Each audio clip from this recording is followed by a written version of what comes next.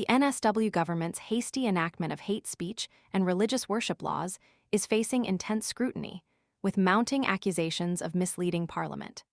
The controversy centers around a suspicious caravan laden with explosives found in Dural, a suburb of Sydney, which the government cited as a catalyst for the legislation. However, recent revelations cast serious doubt on the narrative presented by Premier Chris Minns and Police Minister Yasmin Catley.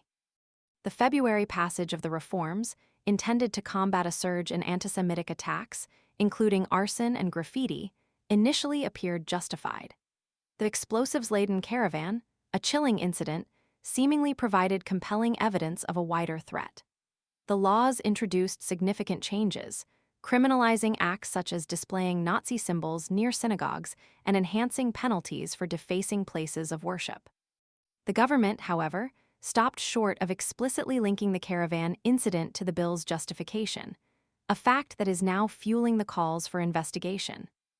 The explosive twist emerged this week when both federal and NSW Police revealed a startling truth. The Dural caravan incident, along with 14 other seemingly anti-Semitic attacks across Sydney, were orchestrated by organized crime figures. Far from being driven by anti-Semitic ideology, the incidents were a calculated, con job, designed to serve the criminal organization's own nefarious purposes. This revelation has ignited a firestorm of criticism, raising serious questions about the government's handling of the situation and the justification for the rushed legislation. Deputy NSW Police Commissioner David Hudson's testimony during a budget estimates hearing provided crucial details.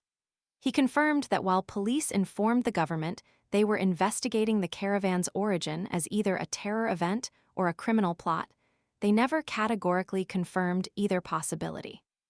This ambiguity, coupled with the subsequent revelation of organized crime's involvement, paints a picture of a government acting on incomplete and potentially misleading information.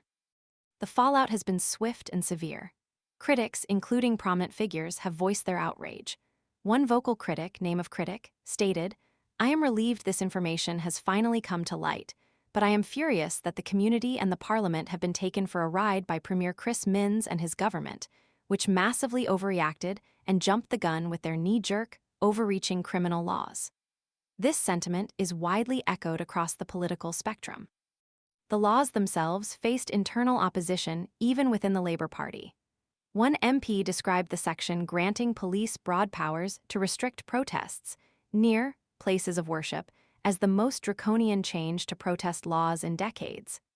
This internal dissent further underscores the concerns surrounding the legislation's rushed passage and potentially far-reaching implications. Adding fuel to the fire, a government-commissioned report from last year recommended against criminalizing hate speech, citing the inherent imprecision and subjectivity of terms like hatred within a criminal law framework. This recommendation, disregarded in the rushed legislation, further strengthens the argument that the government acted prematurely and without a thorough understanding of the complexities involved.